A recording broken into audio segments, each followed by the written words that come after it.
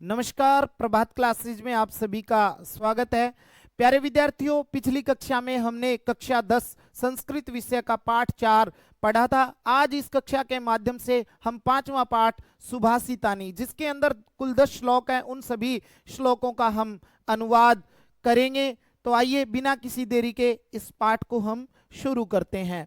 हाँ, पाठ का शीर्षक है सुभाषितानी। सुभाषितानी का अर्थ होता है सुंदर वचन या फिर मधुर वचन। फिर क्या है, इसके अंदर जो पहला जो श्लोक है, आलस्य में ही मनुष्याणाम शरीरस्थो महान रिपु नास्त्युद्यम समो बंधु कृत्वा यम न अवसिद्धति। कहा है कि आलस्य में ही, कि मनुष्यों के शरीर में रहने वाला जो आलस्य है वो ही उनका क्या है, सबसे बड़ा क्या है, शत्रु है, दुश्मन है। फिर कहे कि परिश्रम के समान मनुष्य का कोई बंधु नहीं है, जिसे करके मनुष्य क्या नहीं होता है, कभी भी दुखी नहीं होता है। फिर आगे इससे संबंधित कठिन शब्दार्थ देखेंगे। ही का अर्थ होता है निश्चित ही, मनुष्याणाम का अर्थ होता है मनुष्यों का, और आगे शरीरस्थ, शरीर में रहने वाला, उद्यम समय परिश्रम के समान, बंधु भाई कृत्वा करके न अवसिद्धति दुखी नहीं होता है। इसका जो अन्वय होगा, ही मनुष्याणाम शरीरस्थ महान रिपु भी लिख सकते हैं, यहाँ पर शत्रु भी। आलस्यम, फिर आगे है उद्यम समह बंधु न अस्ति यम कृत्वा मनुष्य न अवसिद्धति। आगे इसका जो हिंदी अर्थ होगा कि निश्चित ही मनुष्यों के शरीर में रहने वाला आलस्य है, उसका सबसे बड़ा क्या होता है, दुश्मन अर्थात शत्रु है। परिश्रम के समान मनुष्य का कोई भी बंधु या हितैषी नहीं है, जिसको करके मनुष्य कभी भी दुखी नहीं होता है। अर्थात मनुष्य को आलस्य का त्याग करके सदैव हमेशा क्या करनी चाहिए, मेहनत करनी चाहिए, परिश्रम करना चाहिए। इसका दूसरा श्लोक देखेंगे हम। क्या कि गुणी गुणम वेति न वेति निर्गुणो बलि बलम वेति न वेति निर्बलः पिको वसंतस्य गुणम न वाहिस्य करी च सिंहस्य बलम न मूषकः। कहा है कि गुणवान व्यक्ति ही गुण को जानते हैं, निर्गुण व्यक्ति गुण को नहीं जानते। फिर आगे है कि बलवान ही बल को जानता है, निर्बल बल को नहीं जानता। फिर आगे है कि वसंत ऋतु के गुण को कोयल ही जानती है, कौवा नहीं जानता। हाथी है वही शेर के बल को जानता है, चूहा उसे नहीं जानता। इससे संबंधित शब्दार्थ है। गुणी का अर्थ होता है गुणवान, वेति संस्कृत के सरल भी दे रखे हैं यहाँ पर, सरल सरलार्थ है। वेति यानी जानाती, जानता है, बलि बलवान। फिर आगे पिकह, इसको कोकिला भी कहते हैं, कोयल हो गई। वायस है जो काके यानी कौआ, करी गजय भी कहते हैं संस्कृत में, और हाथी। आगे मूषक चूहा। अन्वय हो जाएगा इसका, गुणी गुणम वेति निर्गुण गुणम न वेति, बलि बलम वेति निर्बलः बलम न वेति, वसंतस्य गुणम पिकः वेति वायसः न वेति। फिर आगे सिंहस्य बलम करी वेति मुस्कः न वेति। फिर आगे इसका हिंदी अर्थ होगा कि गुणवान व्यक्ति ही गुण को जानता है, गुणहीन गुण को नहीं जानता है। बलवान या बलशाली ही बल को जानता है, बलहीन बल को नहीं जानता है। और फिर कहा है कि वसंत ऋतु के गुण को कोयल ही जानती है, कौवा उसे नहीं जानता है। फिर आगे कहा है कि शेर के बल को हाथी ही जानता है, उस बल को चूहा है वो नहीं जानता है। तीसरा हमारा जो श्लोक है, निमित्तम उद्देश्य ही यह प्रकुप्यति ध्रुवम सह तस्य अपगमे प्रसिद्धति अकारण द्वेषी मनस्तु यस्य वै कथम जनस्तम परितोषिष्यति। कोई किसी कारण से क्रोध करता है या गुस्सा करता है तो निश्चित ही वह उस कारण के समाप्त हो जाने पर क्या हो जाता है, प्रसन्न होता है। फिर कहे कि बिना किसी कारण के यदि कोई क्रोध करता है, ऐसे मन को कभी भी संतुष्ट नहीं किया जा सकता, या फिर ऐसे व्यक्ति को कभी भी संतुष्ट नहीं किया जा सकता।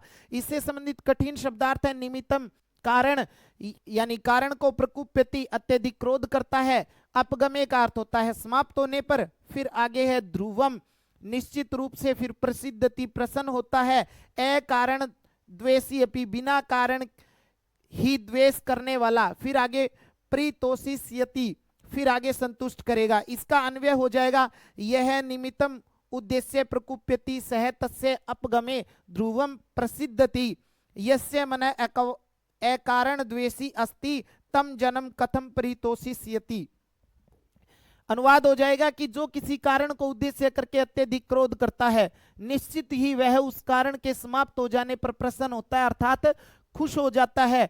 फिर आगे है, किंतु जिसका मन बिना कारण ही द्वेष करने वाला या झगड़ा करने वाला होता है, उस मन के व्यक्ति को कैसे संतुष्ट करेगा, अर्थात ऐसे मन वाले व्यक्ति को कभी भी संतुष्ट नहीं किया जा सकता है। कहा है कि जो किसी भी कारण, बिना किसी कारण के यदि क्रोध करता है या गुस्सा करता है, उस व्यक्ति को कभी भी हम संतुष्ट नहीं कर सकते। चौथा हमारा श्लोक है, उदीरितो अर्थ पशुना अपि गृह्यते हयाश्च नागाश्च वहन्ति बोधिता अनुक्तम प्यूहति पंडितो जनः प्रेंगित ज्ञान फला ही बुद्धय। कहा है कि कहे हुए अर्थ को पशु भी ग्रहण कर लेते हैं। हया कहते हैं घोड़ों को और नगा कहते हैं हाथियों को, नागा हाथियों को और हया घोड़ों को। कहे कि कहने पर तो हाथी और घोड़े भी भार को ढो लेते हैं, फिर कहे कि बिना कहे जो समझ जाता है या फिर बिना कहे कोई कार्य करता है वही विद्वान है। फिर कहे कि प्रेंगित ज्ञान फला का अर्थ होता है संकेत मात्र या इशारे से जो कार्य करता है वो क्या है, बुद्धिमान है। इससे संबंधित शब्दार्थ देखेंगे। उदीरितः कहा हुआ, गृह्यते प्राप्त किया जाता है या ग्रहण किया जाता है।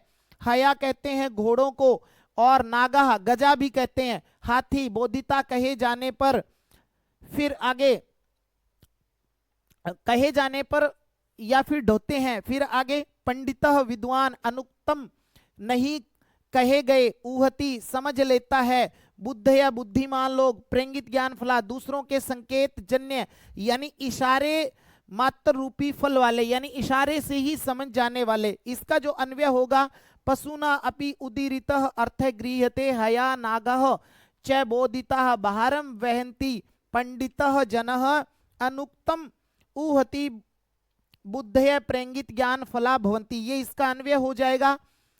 इसका जो अनुवाद होगा, हिंदी अनुवाद का है कि पशु के द्वारा कहे हुए अर्थ को ग्रहण कर लिया जाता है, यानी समझाने या कहने पर तो पशु भी अर्थ को ग्रहण कर लेते हैं, घोड़े और हाथी भी समझाने पर भार ढो लेते हैं, किंतु विद्वान व्यक्ति बिना कहे हुए को भी समझ लेता है। बुद्धिमान लोग दूसरों के संकेत जन्य यानी ज्ञान रूपी फल वाले होते हैं। यानी कहने का मतलब यह है कि बुद्धिमान लोग सिर्फ इशारे से ही समझ जाते हैं, अर्थात बुद्धिमान दूसरों के संकेत मात्र इशारे से ही उनके भावों को समझ लेते हैं, उन्हें कहने की आवश्यकता नहीं होती। कहने का अर्थ यह है कि बुद्धिमान लोगों को समझाने की जरूरत नहीं होती, वो सिर्फ इशारे से ही समझ जाते हैं। तो हमें भी इशारे से ही समझ जाना चाहिए, कहने पर तो पशु भी कार्य करता है। पांचवा श्लोक है, क्रोधो ही शत्रु प्रथमो नराणाम देह स्थितो देह विनाशाय यथा स्थितः काष्ठगतो ही वहनी स एव वहनिर दहते शरीरम। इस श्लोक का अर्थ है कि मनुष्य के शरीर में स्थित जो क्रोध है वही उसका क्या है, पहला शत्रु है, यानी उसके शरीर का विनाश करने वाला पहला जो शत्रु है वो क्या है, मनुष्य के शरीर में रहने वाला क्रोध है। जिस प्रकार से काठ में स्थित अग्नि काठ को जला देती है, उसी प्रकार शरीर में रहने वाला जो क्रोध है वो क्या करता है, शरीर को ही क्या कर देता है, जला देता है। इससे संबंधित शब्दार्थ देखेंगे। कठिन शब्दार्थ, नराणाम संस्कृत का सरलार्थ हो जाएगा मनुष्याणाम, यानी मनुष्यों के देह विनाशाय शरीर का विनाश करने के लिए, शत्रु यानी शत्रु या फिर दुश्मन भी इसको कह सकते हैं। देह स्थित है यानी शरीर में स्थित, काष्ठगतः लकड़ी में रहने वाला, वहनी कहते हैं इसको, अग्नि भी कहते हैं संस्कृत में, वहनी यानी आग, दहते जलाता है। अन्वय हो जाएगा, नराणाम देह विनाशाय प्रथम शत्रु देह स्थित क्रोधः यथा काष्ठगतः स्थितः वहनी काष्ठम एव दहते तथैव शरीरस्य क्रोधः शरीरम दहते। इसका अनुवाद देखेंगे कि मनुष्यों के शरीर का विनाश करने के लिए पहला शत्रु उनके शरीर में रहने वाला क्रोध है। जिस प्रकार काठ के अंदर स्थित या फिर रहने वाली जो आग होती है वो काठ को जला देती है, उसी प्रकार शरीर में स्थित क्रोध ही उसके शरीर को क्या कर देता है, जला देता है। छठा श्लोक है हमारा, मृगही संगम अनुवर्जंती गावश्च गोभी तुर्गस्तुर्गई फिर आगे मूर्खाश्च मूर्खई, सुधिये सुधीभी, समानशील व्यसनेसु सख्यम। कहे कि मृगा कहते हैं मृग यानी हिरण को। संगम अनुवर्जंती का अर्थ होता है साथ में चलना। गावह शब्द आया है गायों के लिए और गोभी शब्द आया है बहुवचन गायों के लिए कि गाय, यहां पर एक गाय और यहां पर बहुवचन। फिर आगे तुरगा तुरगई, तुर्ग शब्द आया है घोड़ों के लिए। फिर आगे मूर्ख शब्द आया मूर्खों के लिए, सुधी शब्द आया है विद्वानों के लिए। तो इस श्लोक का अर्थ हो जाएगा कि मृग है वो मृगों के साथ चलती है, गाय है वो गायों के साथ चलती है, घोड़े हैं वो घोड़ों के साथ चलते हैं, मूर्ख है वो मूर्खों के साथ चलते हैं या फिर रहते हैं। फिर आगे कहे कि विद्वान है वो विद्वानों के साथ। मित्रता समान व्यवहार वालों में और समान आदत वालों में ही होती है। इससे संबंधित शब्दार्थ मृगा का अर्थ हो जाएगा हिरण। फिर संगम का अर्थ होता है साथ में, गावह गाय। फिर गोभी, गोभी संगम कहे कि गायों के साथ। तुर्गह कहते हैं घोड़ों को, सूदिये कहते हैं विद्वानों को, अनुवर्जंती पीछे पीछे जाते हैं, अनुसरण करते हैं, उनके साथ चलते हैं। सख्यम मित्रता, व्यसनेसु आदत या फिर स्वभाव में।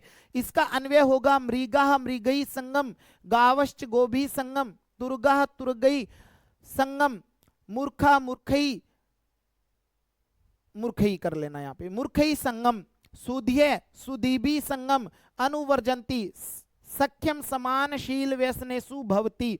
आगे इसका हिंदी अर्थ हो जाएगा हिरण हिरणों के साथ, गाय गायों के साथ, घोड़े घोड़ों के साथ, मूर्ख मूर्खों के साथ और विद्वान विद्वानों के साथ ही पीछे पीछे जाते हैं, अर्थात साथ साथ रहते हैं। कहने का अर्थ ये कि साथ साथ रहते हैं। मित्रता समान चरित्र व स्वभाव वालों में ही होती है, विपरीत स्वभाव एवं चरित्र वालों में मित्रता नहीं होती है। कहने का भाव ये है कि कोई व्यक्ति मित्रता करता है वो अपने जैसा ही मित्र ढूंढता है। 7वां श्लोक है हमारा, सेवितव्यो महावृक्ष फल छायाम समन्वितः यदि देवात् फलम नास्ति छाया के निवार्यते। कहे कि सेवितव्यो महावृक्ष फल छायाम समन्वितः यदि देवात् फलम नास्ति छाया के निवार्यते। कहे कि जो महान वृक्ष जो होता है ना, फलदार और छायादार जो वृक्ष है ना, उसका संरक्षण करना चाहिए या फिर उसका आश्रय लेना चाहिए। सेवितव्य यानी उसका आश्रय या सहारा लेना चाहिए। यदि उसके भाग्य से फल नहीं है तो उसकी छाया को कोई नहीं रोक सकता। कहने का अर्थ यह है कि यदि आप फल और छाया से युक्त वृक्ष का आश्रय लेते हैं, यदि मान लीजिए भाग्य से उसके फल नहीं भी मिलते हैं तो कम से कम उसकी छाया तो आपको मिलेगी, यानी उसको कोई नहीं रोक सकता। इससे संबंधित हम शब्दार्थ देखेंगे। फल छाया समन्वित का अर्थ होता है फल और छाया से युक्त। महावृक्ष यानी बड़ा पेड़ या विशाल पेड़, विशाल वृक्ष, सेवितव्य आसरा लेना चाहिए, आश्रय लेना चाहिए। देवात भाग्य से, भाग्यात, निवार्यते रोका जाता है। इसका अन्वय हो जाएगा फल छाया समन्वितः महावृक्ष सेवितव्य। देवात यदि फलम नास्ति वृक्ष से छाया के निवार्यते। इसका हिंदी अनुवाद होगा फल और छाया से युक्त महान वृक्ष का ही आश्रय अर्थात सहारा लेना चाहिए। ये भी कह सकते हैं कि उसका हमें संरक्षण करना चाहिए। भाग्य से यदि उसमें फल नहीं है तो भी उस वृक्ष की छाया को कौन रोक सकता है, अर्थात कोई नहीं। कहने का भाव ये है कि यदि मान लीजिए उस वृक्ष के हमें छाया फल नहीं मिलता है तो उसकी छाया को कोई भी नहीं रोक सकता है। 8वां श्लोक है, ए मंत्रम अक्षरम नास्ति नास्ति मूलम न औषधम अयोग्य पुरुष नास्ति योजक स्तत्र दुर्लभ है। कहे कि ए मंत्रम अक्षरम नास्ति, ऐसा कोई अक्षर नहीं है जो मंत्रों में न आया हो, अर्थात वेदों में न आया हो। नास्ति मूलम न औषधम, ऐसी कोई जड़ नहीं है जिसकी औषधि ना बनती हो। ऐसी कोई भी मूल या जड़ नहीं है जिसकी औषधि ना बनती हो। अयोग्य पुरुष नास्ति योजक स्तत्र दुर्लभ। कहे कि ऐसा कोई पुरुष नहीं है जो अयोग्य हो, ऐसा कोई भी पुरुष नहीं है जो कि क्या हो, अयोग्य हो। फिर कहे कि योजक स्तत्र दुर्लभ है। कहने का भाव ये है कि उनको योजक करने वाला अर्थात जो जोड़ने वाला है वो मिलना क्या है, दुर्लभ है। उनको जोड़ने वाला यानी उससे काम लेने वाले व्यक्ति नहीं मिलते। देखो कठिन शब्दार्थ अमंत्रम मंत्रहीन, अनौषधम का अर्थ होता है बिना दवा या जड़ी बूटी के, मूलम का अर्थ होता है जड़, योजक का अर्थ होता है जोड़ने वाला। इसका अन्वय हो जाएगा अमंत्रम अक्षरम नास्ति अनौषधम मूलम नास्ति अयोग्य पुरुष नास्ति तत्र योजक दुर्लभ। मंत्रहीन कोई भी अक्षर नहीं, अर्थात प्रत्येक अक्षर सार्थक होता है। कहने का भाव यह है कि ऐसा कोई भी अक्षर नहीं है जो मंत्रों में न आया हो, सारे के सारे अक्षर हैं वो काम के हैं। ए से लेकर के ग तक जितने भी अक्षर है वो सारे के सारे क्या है, काम के हैं, यानी स्वर और व्यंजन। फिर क्या है कि बिना दवा जड़ी बूटी के जड़ नहीं है, अर्थात प्रत्येक जड़ औषधि है। कहने का मतलब यह है कि प्रत्येक जो जड़ है उससे क्या बनती है, औषधि बनती है। कोई भी पुरुष अयोग्य नहीं है, क्या कि ऐसा कोई पुरुष नहीं है इस संसार में जो अयोग्य हो, अर्थात सारे के सारे क्या है, योग्य है। फिर आगे उसे सही जगह पर जोड़ने वाला दुर्लभ है, कठिन है। क्या कि उनको सही जगह पे जोड़ने वाला होना चाहिए, अर्थात कोई जड़ है तो उसकी औषधि बनाने वाला होना चाहिए, कोई अक्षर है तो उसको जोड़ने वाला, उसको मंत्रों के साथ उसका प्रयोग करने वाला होना चाहिए। आशय यह है कि प्रत्येक अक्षर जड़ पदार्थ मनुष्य आदि उपयोगी होते हैं, यानी सारी की सारी जितनी भी चीजें होती है वो क्या है, उपयोगी है, किंतु उनका सही उपयोग करने वाले लोग मिलने क्या होते हैं, दुर्लभ होते हैं, यानी कठिन होते हैं, यानी उसका सही प्रयोग करने वाला मिलना क्या है, कठिन है। 9वां हमारा जो श्लोक है, संपत्तौ च विपत्तौ च महताम एक रूपता उदय सविता रक्तो रक्ताश्च अस्तमय तथा। कहने का भाव यह है, संपत्तों का अर्थ होता है संपत्ति में, विपत्तों का अर्थ होता है विपत्ति में, महताम एक रूपता यानी जो महान जो संत जो लोग होते हैं उनका एक रूप होता है। उदय सविता रक्तो रक्ताश्च अस्तमय तथा, कहने का अर्थ ये उदय, उदय के समय, सविता कहते हैं सूर्य को, रक्त का अर्थ होता है लाल, फिर आगे रक्ताश्च अस्तमय, रक्त की च का अर्थ होता है और, यहां पर और दे रखा है बीच में, अस्तमय, अस्तमय यानी अस्त होते समय, तथा कि वैसा, कहे कि संपत्ति में विपत्ति में जो महान जो लोग होते हैं, संत जो लोग होते हैं वो एक जैसे रहते हैं, अर्थात उनके कोई समस्या है तो भी उनका व्यवहार वैसा ही होता है, और जब उनको कोई खुशी होती है, प्रसन्नता होती है, धन आता है इत्यादि आता है तो भी उनका व्यवहार है वो एक जैसा रहता है। उदाहरण दिया है नीचे कि जिस प्रकार से सूर्य है वो उगते समय भी लाल रंग का होता है और छिपते समय अर्थात अस्त होते समय भी वो कैसे रंग का होता है, लाल रंग का होता है। देखेंगे इससे संबंधित शब्दार्थ, महताम यानी महापुरुषाणाम, महापुरुषों की, संपत्तौ संपत्ति में, विपत्तौ विपत्ति में, एक रूपता का अर्थ होता है समानम एक जैसा यानी समान, सविता इसका संस्कृत में हो जाएगा सूर्य दूसरा और इसको सूर्य कहेंगे, उदय उदय होना या उगना, रक्त कहते हैं लाल को, अस्त में अस्त होने के कारण, अन्वय हो जाएगा इसका महताम संपत्तौ विपत्तौ च एक रूपता भवति यथा, जिस प्रकार से सविता उदय रक्त भवति रक्त स्विता उदय रक्त भवति, फिर यहां पर आपको जोड़ना है अस्ते रक्त भवति, अस्ते शब्द यहां पर यूज करेंगे बीच में, इसके बीच में आ जाएगा अस्ते, अस्त होते समय भी वो कैसा होता है, लाल रंग का होता है। इसका हिंदी अनुवाद देखेंगे, महापुरुषों का स्वभाव संपत्ति में और विपत्ति में एक जैसा ही रहता है, अर्थात उनका स्वभाव है वो नहीं बदलता है। जैसे सूर्य उदय होने के समय लाल रंग का होता है वैसे ही अस्त होने के समय में भी वह लाल रंग का ही होता है। आज से यह है कि जो महान जो लोग होते हैं वो सभी स्थितियों में एक समान ही रहते हैं, वे न तो संपत्ति आने पर प्रसन्न होते हैं और न विपत्ति आने पर घबराते हैं अर्थात दुखी होते हैं। हमारा अंतिम और जो 10वां जो श्लोक है, विचित्रे खलु संसारे नास्ति किंचित निरर्थकम अस्वश्चेत धावने वीर भारस्य वहने खर है। काय कि विचित्र, विचित्र यानी अद्भुत, खलु का अर्थ होता है निश्चित ही, संसारे संसार में नास्ति नहीं है, किंचित निरर्थकम कुछ भी निरर्थक या फिर व्यर्थ, अश्वश्चेत जिस प्रकार से, अश्व कहते हैं घोड़े को, धावने दौड़ने में, वीर वीर होता है, भारस्य भार को, वहने का अर्थ होता है ढोने में, खरे कहते हैं गधे को। कहे कि इस निश्चित ही इस विचित्र संसार में कुछ भी व्यर्थ नहीं अर्थात निरर्थक नहीं है। जिस प्रकार से दौड़ने में घोड़ा भी वीर होता है उसी प्रकार भार ढोने में गधा भी क्या होता है, वीर होता है। देखेंगे इससे संबंधित शब्दार्थ, विचित्र अद्भुत, संसारे संसार में, खलु निश्चित ही, और ये अव्यय है खलु। फिर आगे है निरर्थकम यानी व्यर्थम, अनुपयोगी जिसको कह सकते हैं। अस्वय का अर्थ होता है घोड़ा, धावने दौड़ने में, चेत यदि, वहने वहन करने में या ढोने में, खरह दूसरा शब्द हो सकता है संस्कृत से संबंधित, गर्दवय गधा।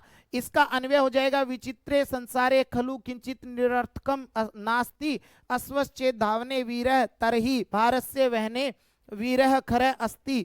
इसका हिंदी अनुवाद हो जाएगा कि निश्चित ही इस अद्भुत संसार में कुछ भी निरर्थक नहीं है। यदि घोड़ा दौड़ने में वीर है तो बाहर को ढोने में गधा भी क्या है, वीर है। अर्थात संसार में सबका अपना अपना महत्व है, कोई भी व्यर्थ की वस्तु नहीं है। कहने का भाव यह है कि इस संसार में जितनी भी भगवान ने जो जो चीजें बनाई है वो सारी की सारी क्या है, उपयोगी है, कुछ भी अनुपयोगी नहीं होता है। तो प्यारे विद्यार्थियों, हमने इस कक्षा के माध्यम से पाठ 5 सुभाषितानी के सभी श्लोकों का अनुवाद किया और अगली कक्षा में हम इस पाठ के प्रश्नोत्तरों को हल करेंगे। इससे संबंधित आपको पीडीएफ या कुछ भी आपको मदद चाहिए तो हमने टेलीग्राम का जो लिंक है वो हमारे डिस्क्रिप्शन में डाल दिया है। आप टेलीग्राम के लिंक को जाकर के ज्वाइन कर लीजिए। समझा, अच्छे से हमारी क्लास को देखा, इसके लिए आप सभी का धन्यवाद। जय हिंद, जय भारत। अगली कक्षा